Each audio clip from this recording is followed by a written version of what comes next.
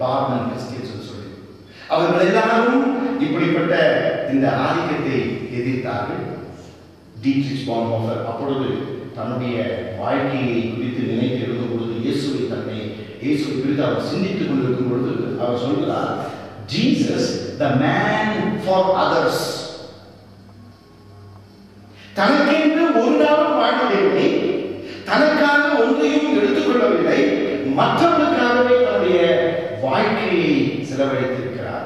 மற்றவர்களுக்காக தன்னுடைய எனர்ஜி, தன்னுடைய ரிசோர்சஸ், தன்னுடைய அழைப்பை செலவழித்திருக்கிறார். Jesus the man for others. 1945 ஆண்டு டீட்ரிச் பான்ஹோஃபர் அவரை எக்ஸிக்யூட் பண்ணிட்டாங்க. அவர் திருச்சபைக்கு எதிராக நிறைய பேசினார். அவருக்கு ஏற்ற அந்த சபைகள், அவருக்கு பின்னால அவருடைய கொள்கைகளை பின்பற்றின கிறிஸ்தவர்கள் தான் இன்றைக்கு ஜெர்மனியில இருக்கிறார்கள், தென் ஜெர்மனியில். அதில் ஒரு சபையை தான் நான் நாயனாக அனுப்பியிருந்தேன். ஆக மற்றவர்களுக்காக மறைப்பது, மற்றவர்களுக்காக வாழ்வது என்பது ஒரு பெரிய ஒரு காரியம். நம்ம எடுத்துக்கொள்வோம், யாருக்காக வாழ்வது? நீங்க எல்லாரும் அந்த கேள்வி நீங்க கேட்கணும். இத்தனை ஆண்டுகள் வாழ்ந்திருக்கிறோமே, யாருக்காக நான் வாழ்ந்திருக்கிறான்? என்னுடைய ஆயுசு நாட்களில் 80% முடிந்து விட்டதே, பாதி நாட்கள் கழிந்து விட்டதே. யாருக்காக வாழ்ந்திருக்கிறேன்?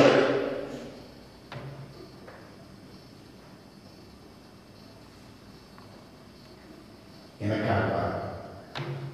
என்னுடைய குடும்பத்திற்காகவா? என்னுடைய திருச்சபைக்காகவா? பேராயத்திற்காக? எதற்காக? என்னுடைய ரிசோர்சஸ், என்னுடைய அனுபவம், என்னுடைய எக்ஸ்பர்டீஸ், இதையெல்லாம் யாருக்காக நான் பயன்படுத்தி இருக்கிறேன்? இத்தனை நாட்களாக நான் வாழ்ந்திருக்கிறேன். எனக்கு தாளந்துகள் கொடுக்கப்பட்டுள்ளதே. என்னை படிப்படியாக இயேசப்பா என்னை கடவுள் என்னை உயர்த்தி இருக்கிறாரே, உயர் மட்டத்திலே வைத்திருக்கிறாரே. தகவல் என்ற ஸ்தானத்திலே, தாத்தா என்ற ஸ்தானத்திலே பல ப்ரமோஷன் கிடைத்திருக்கிறார், பல வாய்ப்பு. என்னை ஆசீர்வதித்திருக்கிறார், பிள்ளைகளை ஆசீர்வதித்திருக்கிறாரே. அப்படி இருந்து நான் யாருக்காக வாழ்ந்திருக்கிறேன்? எனக்காக தான் வாழ்ந்திருக்கிறேன். நமக்காக வாழ்ந்திருக்கிறனால சேர்த்து பாருங்க. ஒரு 10 செகண்ட் 15 செகண்ட் யோசனை பண்ணி பாருங்க.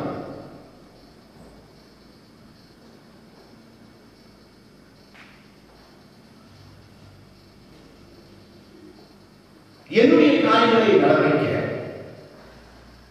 என்னுடைய ஆசைகளை நிறைவேற்ற, எனக்கு சொந்தமான காரியங்களிலே சிறப்பாக அது செயல்பட பயன்பட சீர்தூக்கி பாருங்க. அதெல்லாம் சொல்லுவது கிடையாது. இந்த நாட்களிலே நாம் அதிகமாக சிந்திக்க வேண்டிய காரியங்கள், நான் யாருக்காக வாழ்கிறேன்? Jesus died for others. மற்றவர்களுக்காக இயேசு மரித்தார், தன்னுடைய வாழ்க்கையை தியாகம் செய்திருக்கிறார்கள். அதில் ஒரு அயோட்டா 0.001% நம்ம ஃபாலோ பண்ண முடியுமா? நம்மால முடிகிறது. நம்மால 40 நாள் நம்ம உபவாசத்தில் இருக்கிறோம், ஜெபம் பண்றோமே. கிறிஸ்தவன் என்று சொல்லிக் கொள்கிறோமே, கிறிஸ்துவை உடையவர்கள் என்று சொல்லிக் கொள்கிறோமே.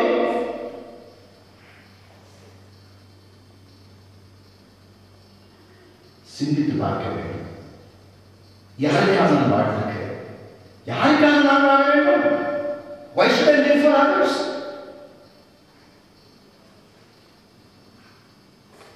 இயேசு கிறிஸ்து நமக்கு கற்றுத் தந்திருக்கிறார் வசனங்கள் மூலமாக.